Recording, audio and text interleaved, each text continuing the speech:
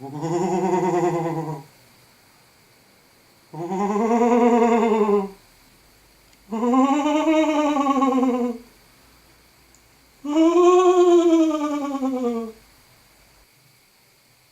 more weeks till Halloween, Halloween, Halloween. 6 more weeks till Halloween, Silver Shamrock. You like those eyebrows? Hi, huge movie fanatic Nate here, coming back yet again to start the wonderful fall festival bunch of just movie reviews of, horror related movie reviews. And I guess since I do horror movie reviews all year, it's not really a big deal, except for you get to see the lit jack-o'-lantern to really accentuate the holiday festivities of this particular time of year. So this being the very first for the fall of 2014, and the spooktacular huge movie fanatic reviews of spooktacular horror movies and such. I'm going to start off the season of spooktacular huge movie fanatic horror movie reviews with the Wes Craven movie The People Under the Stairs. So this movie came out. I looked online, and I thought it's really weird. It was like very early. It was like November 1st or 2nd or something, 1991, I think. If I'm not wrong, I think that's when it came out, and that's just kind of like really weird to me. It's like People Under the Stairs, coming to the theaters just in time for Thanksgiving, or just in time for the being after Halloween. It was just really, I don't understand who the hell made that choice to release this like right after Halloween, but whatever. That's, I guess, if the site I looked at is correct, I think this came out in very, very early November 1991.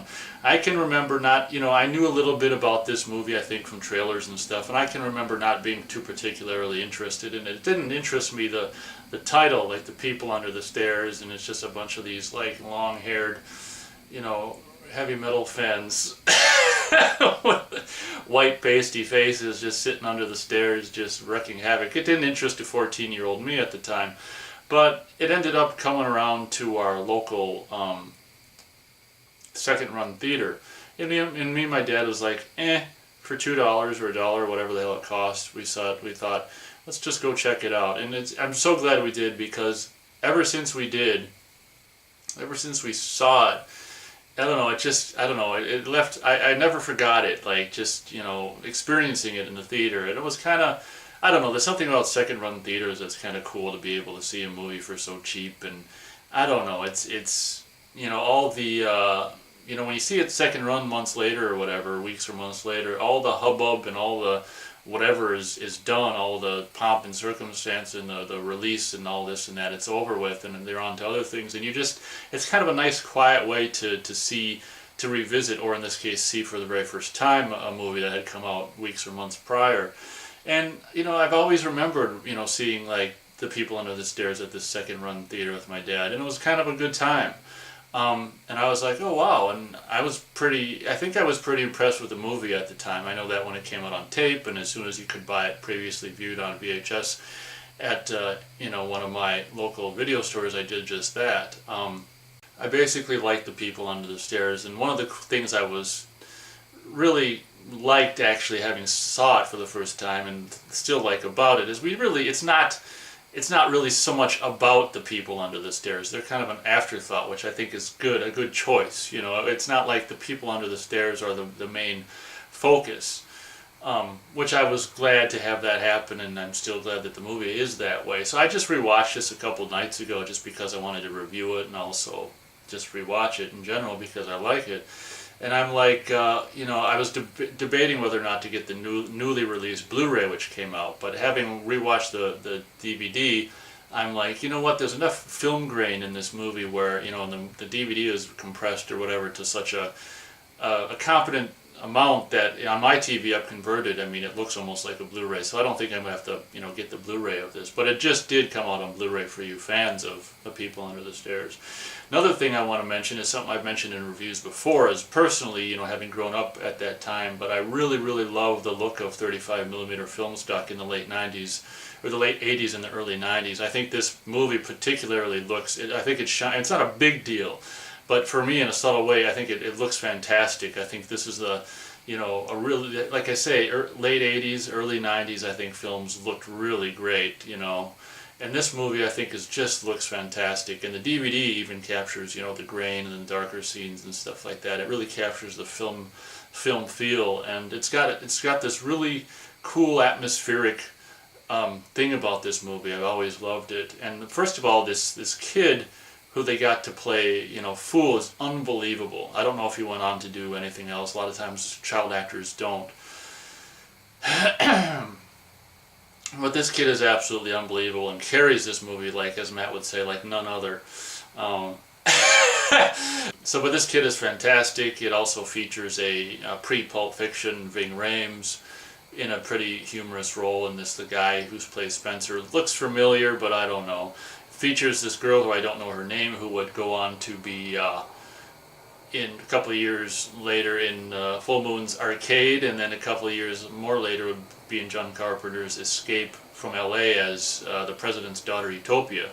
And those are the only 3 movies I think I've seen her in. But she was kind of cute, and she reminded me of this one girl that was at high school at the time, which looked very similar, who I, if she wanted to, I would have dated her, but I don't think she wanted to. So we didn't. But at any rate, this girl in the movie is cute and, reminded me of this girl in high school and stuff. And it's an overall, I really like how it begins with the tarot cards crap, and it's just like, the credits over that, and, these people are in the ghetto, and in a lot of ways the movie obviously is a social commentary for what really is true, where, the rich continue to get richer and the poor continue to get poorer. And I thought that, having rewatched it as an adult now, the whole idea towards the end of the movie, when we see that in their basement or whatever, and they're, this vault or whatever, that they got all this money, gold coins, and all this, cash is hoarded. And that's actually reality. That's exactly what the richest people in the world do and continue to do, is hoard all the world's wealth. And I thought that obviously this movie is just, more than just being a horror movie. It is social commentary as well on many different levels. And, we also have Fool's sister, which of course is the girl I knew from at the time, Nightmare on Elm Street 5, who is kind of cute, and unfortunately not in the movie, obviously, very much, but whatever. You got the guy who, for me, I knew him from a really great kind of character actor that plays the daddy, we'll just call him Daddy, the bad guy, who wears the leather outfit, the guy from, did I say Silver Bullet already? That's where I previously knew that character from, and he's a really creepy actor, and I don't know if I've seen him in anything else but those 2 movies.